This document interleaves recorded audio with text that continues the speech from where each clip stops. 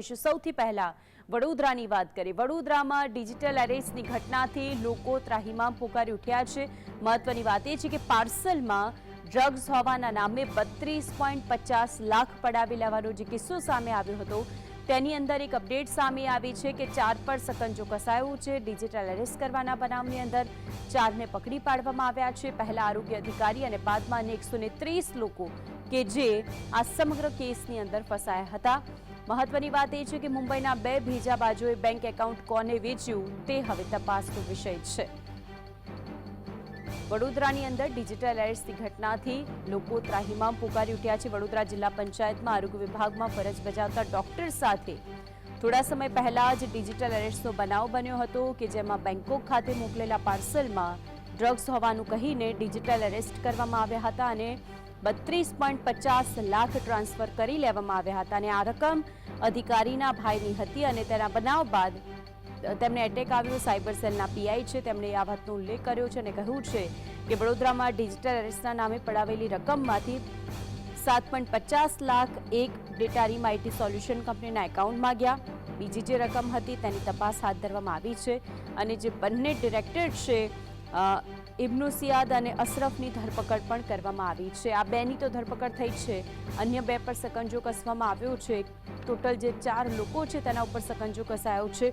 આ એકાઉન્ટની જ્યારે વધારે તપાસ હાથ ધરવામાં આવી તો બંને ડિરેક્ટરે આ એકાઉન્ટ વેચી દીધું હોવાની અને આ જ એકાઉન્ટ સામે સાયબરના નેશનલ પોર્ટલ પર જુદા જુદા રાજ્યોમાંથી 130 જેટલી ફરિયાદો આવી હોવાની વિગતો પણ સામે આવી છે અને જેથી જ આ એકાઉન્ટમાં લાખો રૂપિયાની ઠગાઈની હેરાફેરી થઈ હોવાથી વધુ તપાસ હાથ ધરવામાં આવી। મહત્વની વાત એ છે કે આજે 4 લોકોને પકડવામાં આવ્યા છે। એ 4 લોકોને લઈને તપાસ હાથ ધરવામાં આવશે। કેટલા લોકો આનો ભોગ બન્યા છે તેની પર તપાસ હાથ ધરાશે। આરોગ્ય અધિકારીએ ડિજિટલ એરેસ્ટ કરવાના બનાવમાં વડોદરા સાયબર સેલે કુલ અગાઉ 4ની ધરપકડ કરી હતી પરંતુ ત્યારબાદ તેની ઉપરના લિંક સુધી પોલીસ પહોંચી શકી નથી। એટલે કે ઉપર આખરે કોણ છે, આખી લિંક કોણ ચલાવી રહ્યું છે, આ 4 જે લોકોને પકડવામાં આવ્યા છે તેની સાથે કોણ કેટલા જોડાયેલા છે ત્યાં સુધી હજુ પોલીસ પહોંચી શકી નથી। ડિજિટલ એરેસ્ટની ઘટના જે સામે આવી તેને લઈને હવે એક પછી એક અપડેટ સામે આવી રહી છે પરંતુ જે મેઇન કડી છે ત્યાં સુધી અત્યારે પોલીસ પહોંચવામાં નિષ્ફળ રહી છે। તો ડિજિટલ એરેસ્ટ 32.50 લાખ પડાવી લેવાના કિસ્સામાં વડોદરા સાયબર સેલે બેંક એકાઉન્ટ અને ટેકનિકલ સર્વેલન્સના આધારે 1.5 મહિના પહેલા જે એક એકાઉન્ટ હતું તે એકાઉન્ટ ખોલાવનારની નવી મુંબઈથી ધરપકડ કરી હતી અને તે રિયલ એસ્ટેટનું કામ કરતો હતો। 2 જણા જે બંને છે તેઓને ઝડપી પાડવામાં આવ્યા છે અને આ સમગ્ર કિસ્સો હવે તપાસનો વિષય બન્યો છે કારણ કે આ બેંક એકાઉન્ટ કોને વેચવામાં આવ્યું હતું તે પણ તપાસ હાથ ધરવામાં આવી છે।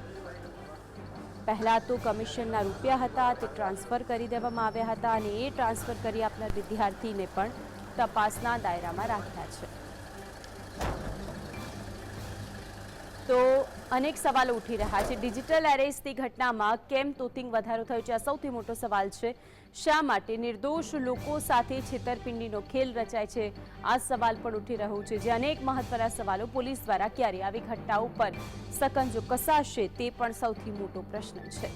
છેતરપિંડીની ઘટનાઓ ક્યારે અટકશે તે સવાલ છે। રોજબરોજ ડિજિટલ એરેસ્ટના ઘણા બધા કિસ્સાઓ સામે આવે છે। સ્થાનિક પ્રશાસન દ્વારા આખરે ક્યારે કડક કાર્યવાહી કરવામાં આવશે આ સવાલ પણ ઊભો થઈ રહ્યો છે। આ બધા જ પ્રશ્નો અત્યારે હાલ ઉઠી રહ્યા છે પરંતુ તેના જવાબ તો વડોદરા પોલીસ આપશે। મહત્વની વાત એ છે કે નિર્દોષ લોકો તેની અંદર ઘુમાઈ રહ્યા છે, તેમની સાથે છેતરપિંડી થઈ રહી છે।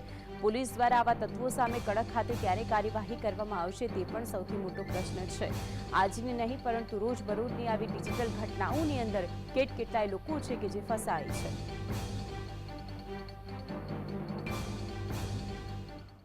તો આજે કે વધુ માહિતી માટે વડોદરાથી સંવાદદાતા રૂપેશ જોડાઈ ગયા છે। રૂપેશ, આજે ડિજિટલ એરેસ્ટની ઘટના સામે આવી સૌથી પહેલા તેને લઈને શું અપડેટ છે? જી ચોક્કસ, આપે જે પ્રમાણે કહ્યું ખૂબ સરસ ઇન્ફોર્મેશન જે દર્શકો સુધી પહોંચાડી છે અને સૌથી મહત્વની વાત એ છે કે વડોદરા શહેર પોલીસનું કહેવું છે કે ડિજિટલ એરેસ્ટ નામની જે વાત છે એ બિલકુલ ખોટી છે। કારણ કે એવું કોઈ કાયદામાં એવી કોઈ જોગવાઈ નથી, ડિજિટલ એરેસ્ટની કોઈ જોગવાઈ નથી। સૌથી પહેલા તો લોકોને સચેત કરે છે કે ડિજિટલ એરેસ્ટની જ્યારે વાત આવે તો સચેત થઈ જાય। થોડા ઘણા દરેક વ્યક્તિએ ચેતવું જરૂરી છે કારણ કે આવી કોઈ વાત હોતી જ નથી, કોઈ ડાર્ક રૂમ નથી હોતા। આ બધું એક બિલકુલ ઓર્ગેનાઇઝ ક્રાઇમ છે એટલે આ જે પ્રકારના ઘટનાક્રમો થાય છે ચોંકાવનારા છે. આવી ડિજિટલ જે એરેસ્ટની છે એ વાતને તદ્દન તેઓ રદિયો આપી રહ્યા છે. હા, એ વાત ચોક્કસ છે કે આવનાર સમયમાં આપણાને અત્યારે જે પોલીસ સ્ટેશનો જોવા મળી રહ્યા છે એ અત્યારે દરેક પોલીસ સ્ટેશનો હશે ત્યાં એનું પોતાનું અલાયદું આવનાર સમયમાં જે પ્રમાણે ઓર્ગેનાઇઝ ક્રાઇમ આ ડિજિટલ ક્રાઇમ થઈ રહ્યા છે એના લીધે નવા પોલીસ સ્ટેશનો, જે પોલીસ સ્ટેશન ધારો કે સેટેલાઇટ પોલીસ સ્ટેશન હશે તો સેટેલાઇટનું પોતાનું અલાયદું એવું પોલીસ સ્ટેશન હશે કે સાયબર સેટેલાઇટ પોલીસ સ્ટેશન પણ બનશે. 5-10 વર્ષમાં, આગામી 10 વર્ષમાં આવા પ્રકારના પોલીસ સ્ટેશનો તમને જોવા મળે તો નવાઈ નહીં, કારણ કે આ પ્રકારનો ક્રાઇમ જે છે એ વધી રહ્યો છે અને આ જે ફાઇનાન્શિયલી આ પ્રકારનો ક્રાઇમ મોટે ભાગે ફાઇનાન્શિયલી જ હોય છે, ફસાવા માટેના નાણાં પડાવવાના. એટલે આ પ્રકારના ગુના જે વધી રહ્યા છે એ ચોક્કસ ચોંકાવનારા છે. પોલીસ એક્શનમાં આવી છે. કમિશનર સાહેબ, જે વડોદરા શહેરના પોલીસ કમિશનર છે નરસિંહ કોમરજી, તેમનો દાવો છે કે જે 32 લાખ રૂપિયા ગયા તે અપાવવામાં ક્યાંક સફળતા મળી રહી છે અને જે 4 લોકોને એરેસ્ટ કરવામાં આવ્યા છે, લોકોને અવેરનેસ આવે એના માટે તેઓ ફરી એક વખત કહી રહ્યા છે કે આવું જે સાયબર ફ્રોડથી તેઓ સચેત રહે. ડિજિટલ એરેસ્ટ નામની કોઈ વસ્તુ છે જ નહીં, ડાર્ક રૂમ નામની કોઈ વસ્તુ જ નથી. એટલે આ પ્રકારના લોકો ફોન કરતા હોય અથવા આ પ્રકારનો વિડીયોથી તમને જે ડિસ્પ્લે કરે છે એનાથી લોકો સચેત થાય એ જરૂરી છે. જી, આરોગ્ય વિભાગના અધિકારી જ જો આવી ઘટનાઓની અંદર સંડોવાઈ જતા હોય, હવે નિર્દોષ લોકો અને સામાન્ય લોકો ઉપર તો તેની કેવી ઇફેક્ટ થાય રૂપેશ, એ સૌથી મોટો સવાલ છે. સાયબર સેલનું શું કહેવું સામે આવ્યું છે આ સમગ્ર પ્રકરણની અંદર?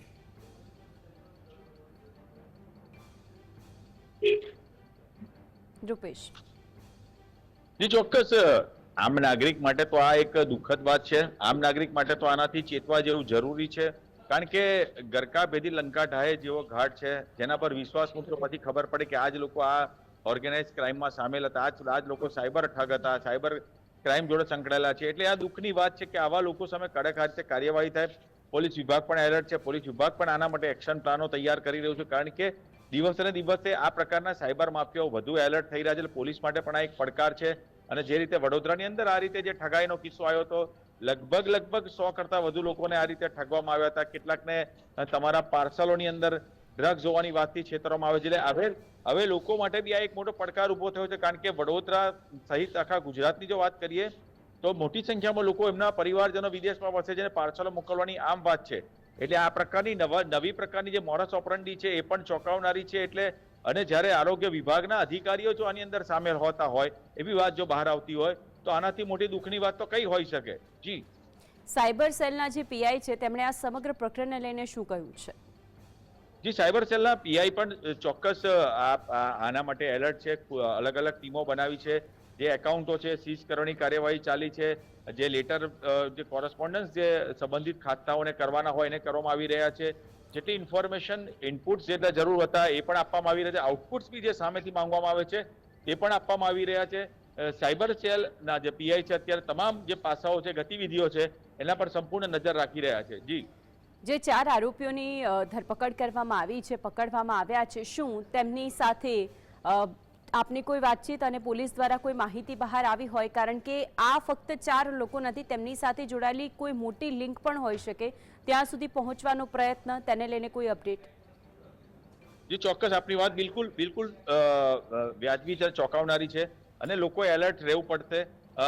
આના તાર બની શકે છે કે વિદેશમાં જોડાયેલા હોય, કારણ કે મોટે ભાગે આ પ્રકારનો ક્રાઇમ છે એ વિદેશથી થતો હોય છે અને વિદેશમાં જ ઓર્ગેનાઇઝ ક્રાઇમ આ પ્રકારનો અગાઉ પણ વાત આવી હતી કે ચાઇનાથી થતું હોય, પછી બેંકોકથી થતું હોય, કાં તો વિયેતનામથી થતું હોય કે પછી અન્ય કોઈ આવા કન્ટ્રીઓથી થતું હોય જ્યાં આવા એક્સપર્ટો ત્યાંથી ઓપરેટ કરતા હોય છે, કારણ કે ત્યાં આગળથી કરવું કદાચ એમના માટે સહેલું હોય. એટલે આ પ્રકારનું ક્રાઇમના તાર વિદેશથી જોડાયેલા હોય છે. નવા જે ક્રાઇમો પણ વિદેશથી આવતા હોય છે અને એના માટે ખાસ એક ભારતમાં લોકો રહેતા જે આવા આ ટુકડી સાથે સામેલ હોય એવા લોકોને આવા નવા પ્રકારના ક્રાઇમથી સચેત કરવામાં આવે છે, માહિતી આપવામાં આવતી હોય છે અને આ પ્રકારના ક્રાઇમથી એમને ખાસ એવું પણ કહેવામાં આવે છે કે પગાર ચૂકવવામાં આવતો હોય છે લોકોને ફસાવવા માટેનો. અને એના દિવસના જે પ્રમાણે વ્યક્તિ ફસાવે એ પ્રમાણેના રૂપિયા પણ મળતા હોય છે. અને આ લોકો એટલા શાકતીર દિમાગથી કામ કરે છે કે આ લોકો આવો મોટો એકવાર હાથ વાગી ગયા પછી આ લોકોને એમના આ ધંધામાંથી દૂર કરી દેવામાં આવે છે, કારણ કે આ ટુકડી એવું નથી ઈચ્છતી વિદેશી ટુકડી કે એમના તાર એમના સુધી પહોંચે. એટલે આ બિલકુલ ઓર્ગેનાઇઝ રીતે અને સુવ્યવસ્થિત સુઆયોજિત કાવતરું કરીને આ